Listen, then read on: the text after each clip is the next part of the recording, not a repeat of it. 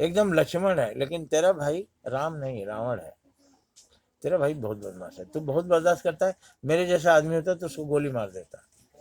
ऐसा छोटे भाई को समझा रहे हैं।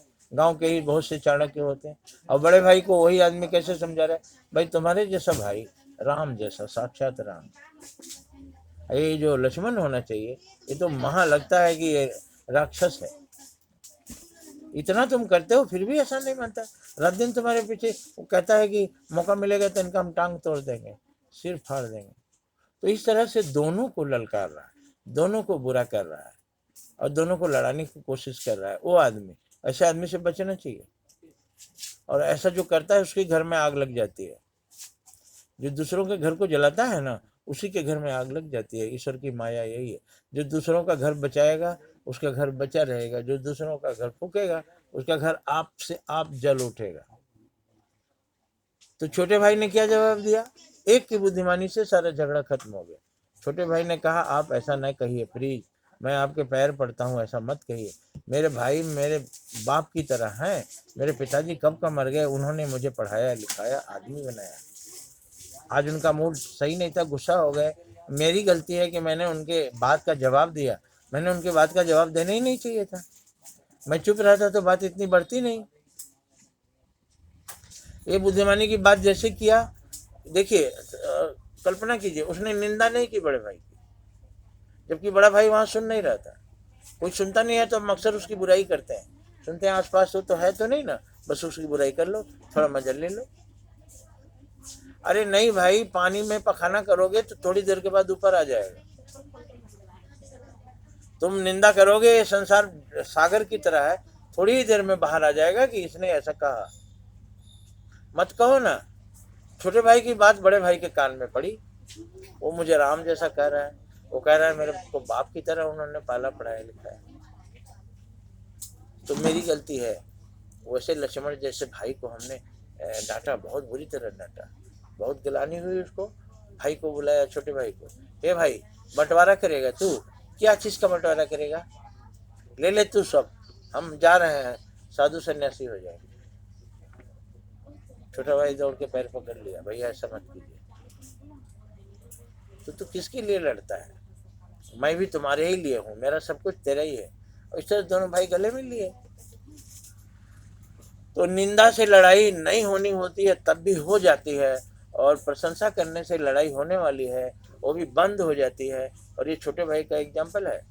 तो महापुरुषों का रास्ता क्या है? प्यार का रास्ता, ईमानदारी का रास्ता, सच्चाई का रास्ता, परोपकार का रास्ता, लोगों को जोड़ने का रास्ता। जो लोगों को जोड़ता है वो फरिश्ता है, और जो लोगों को तोड़ता है वो शैतान है। और हम क्या कहा गया? जाके प्रिय न राम वैदेही।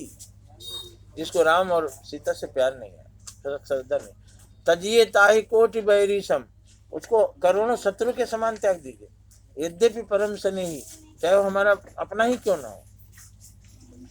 अर्थात मतलब ये हुआ, जो आदमी अच्छा नहीं है उसका साथ छोड़ दो। और आदमी अच्छा सब होता है। बुरा कब होता है? जब उसके अंदर बुराई है। रोगी कब होता है? जब उस आदमी के अंदर रोग है। और रोग निकल गया तो आदमी रोगी कौन कहेगा उसको? तो बुरा आदमी नहीं होता है, वो बुराई उसको बुरा बनाती है। अगर वो बुराई उसकी निकाल दी जाए तो आदमी अच्छा इंसान बन जाता है। किसी को भूत लगा है, भूत निकाल दो, आदमी नॉर्मल हो जाता है। तो ये बुराइयां भूत की तरह है, उसको झाड़ दीजिए। अंगुल माल जैसे डाकू को, जो लोगों को मारने की कसम खाया था और मारता था तो गिनती उसको नहीं आती थी, इसलिए एक उंगली काटकर उसको माला बना लेता था, गले में माला पहन रहा था, और हजारों लाखों लोगों को मारने का प्रण किया था। उसको सुधार दिया भगवान बुद्ध ने, संत बन गया। जो सबको काटता था वो सबके सेवा करने लगा, चरण धोने लगा। ऐसा बदला जाता है वही आदमी। वाल्मीकि डाकू था, रत्नाकर डाकू था, उसकी उसके उस बुराई को छुड़ाया जिसने, वो महात्मा भगवान बन गए।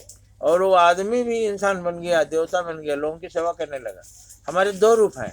जब हम दूसरों का सुख चैन छीनते हैं तो हम राक्षस हो जाते हैं।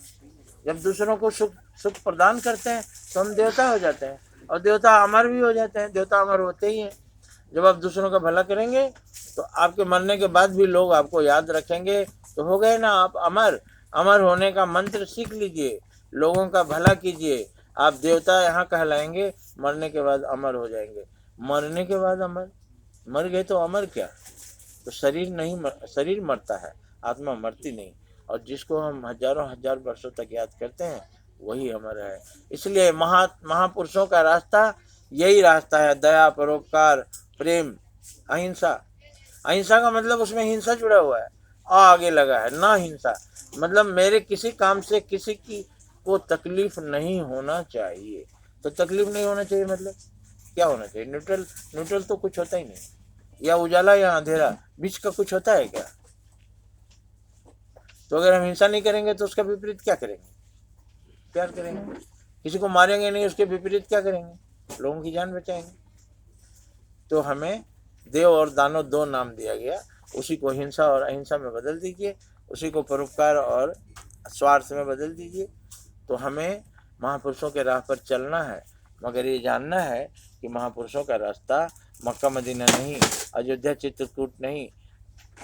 महापुरुषों का रास्ता ईमानदारी और सच्चाई का रास्ता था। ये जो तीर्थ बनाए गए हैं, यहाँ पर वो महापुरुष गए थे, और वहाँ हम इसलिए जाते हैं कि वहाँ जाने पर उनकी याद हमें ताज़ा हो जाती है। गुरु नानक देव को मानने वाले जब अमृतसर पहुँचते हैं तो गुरु नानक देव की याद ताज़ा हो जाती है, और उनके अंदर से बुराई भागने लगती है, अच्छाई आने लगती है। महापुरुष ऐसे डॉक्टर हैं, उनके पास जाते ही, उनके पास पहुंचते ही बुराइयां भागती हैं, भागो रे।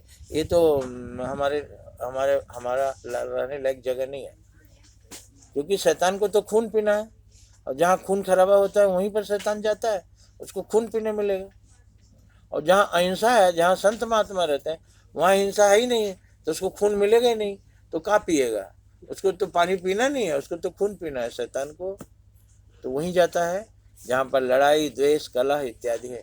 समझिए इसको, इतना आसान ये व्याख्या है, इतना आसान हमारे सामने रास्ता है, फिर भी हम तमाम कठिनाइयों की ओर बढ़ते हैं। नहीं, ईमानदारी और सच्चाई का रास्ता, महापुरुषों का रास्ता बहुत ही आसान सा रास्ता है।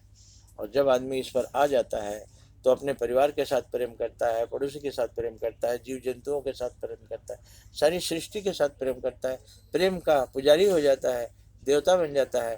फिर सारी दुनिया उसके आगे हाथ जोड़ती है, माथा झुकाती है। धन्यवाद।